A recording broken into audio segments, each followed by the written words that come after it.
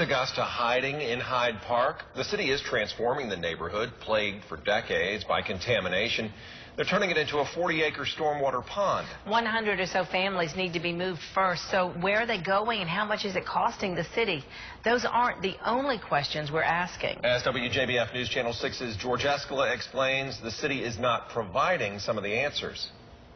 Demolition crews are at work in Hyde Park, taking down houses of residents being relocated. Everline Jones is waiting her turn. She and her family have lived in Hyde Park nearly 40 years. I'm ready.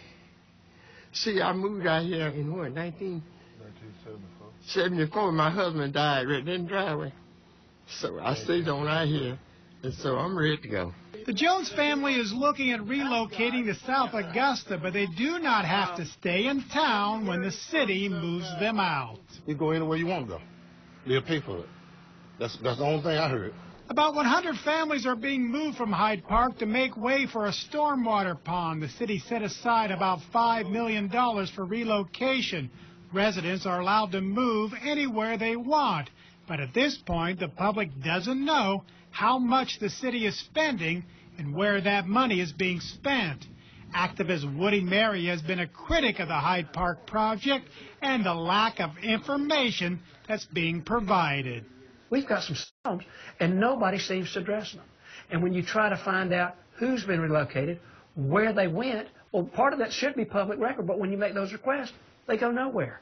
I guess the housing officials are not telling the public and saying, go see the lawyers. Talk to the legal staff. That's where the response needs to come from. But, I mean, George, please respect my statement and say talk to the legal staff. We filed an official opens record request with the law department to obtain the information on the relocation, the cost of the new homes, and the moving expenses, and whether any of the new homes are outside of Augusta. The law department declined the request, even after repeated letters from Channel 6 lawyers to get the information. They just wouldn't budge at all. They were just refusing to give any information. You could say they stonewalled the request. If we've used government money to relocate someone to Atlanta or Florida, that is public record. We need to know what they paid for it and where they bought the property. Mary isn't the only one frustrated by what's not being said about Hyde Park.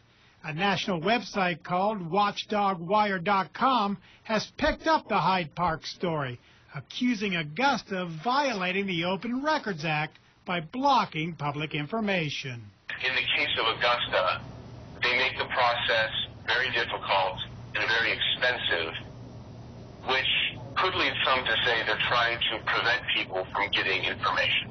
Why would we want to know this information? You have a fiduciary responsibility to the taxpayers, the ones that are paying the freight.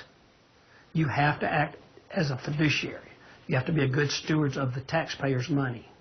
And right now, do we know that? No, we don't know what's going on. No matter how many times we've asked. In Augusta, George Escala, WJBF.